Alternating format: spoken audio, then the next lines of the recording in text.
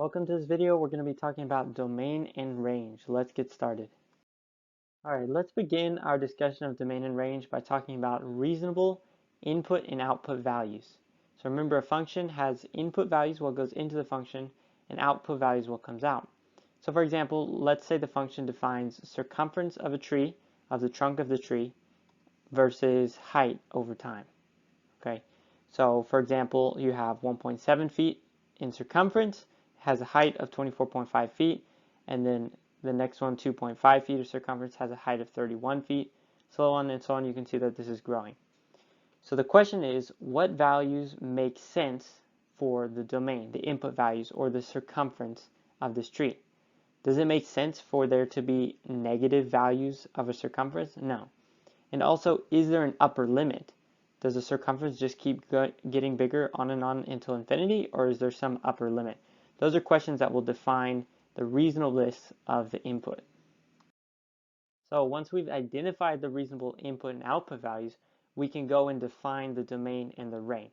And the domain is really just a set of all possible input values, and the range is a set of all possible output values.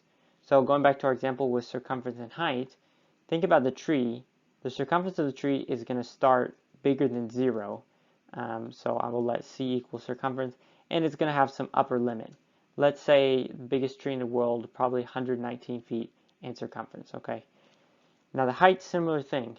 It's going to be bigger than 0. It's not going to have a negative height, and I'll let h be height, and it's going to have some upper limit.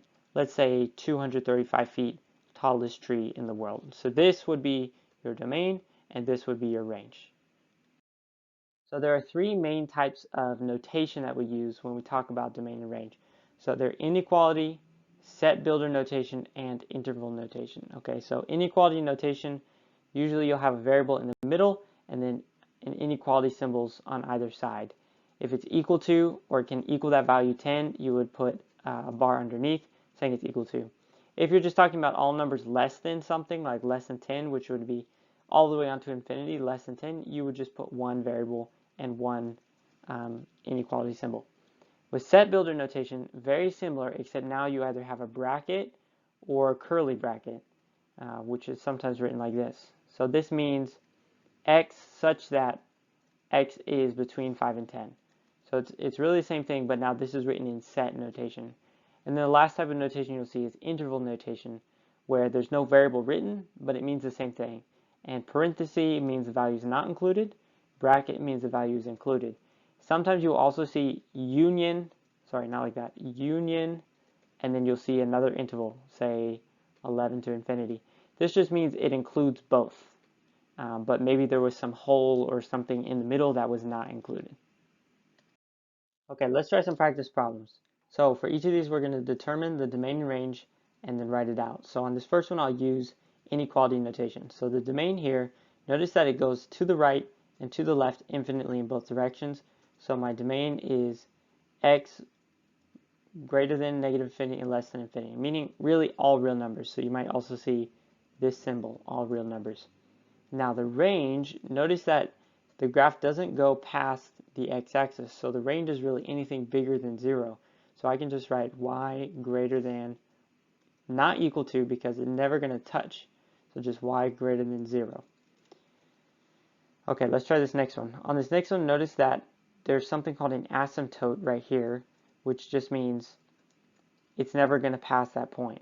Okay, so starting with the domain, and this time I'll write it in set builder notation. It goes from this point to everything to the left, not including 2, and then everything to the right. So I'll say the set of x such that, and I can do it like this, x is a real number, but x does not equal 2. In other words, it's every number x but 2. Okay, we'll do the same thing for range, and notice it's going to be the same thing except my asymptote is here at positive 2, which actually is the same number, so it's going to look the same in set builder notation. The set of y such that y is a real number, but y does not equal 2. Let's just go ahead and try 2 more examples just to get the practice in. And this time I'll use interval notation. Okay, notice on this one again, we've got an asymptote here at -3, and an asymptote here at 1. So my domain, going from left to right, is going to be, and with negative infinity you always use a parenthesis.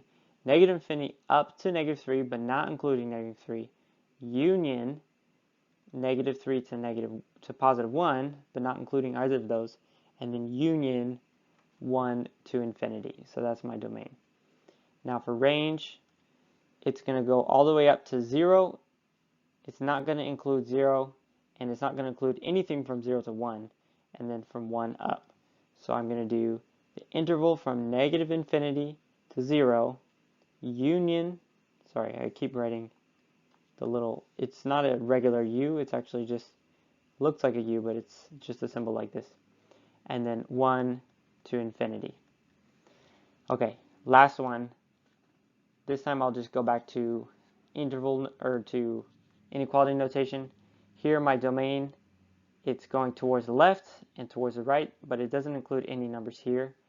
So my domain is going to be from negative infinity less than x less than or equal to -7, because it does include -7, or -2 less than or equal to x less than +infinity. So I used or there, and that's just like the union symbol. And then we'll quickly just do range.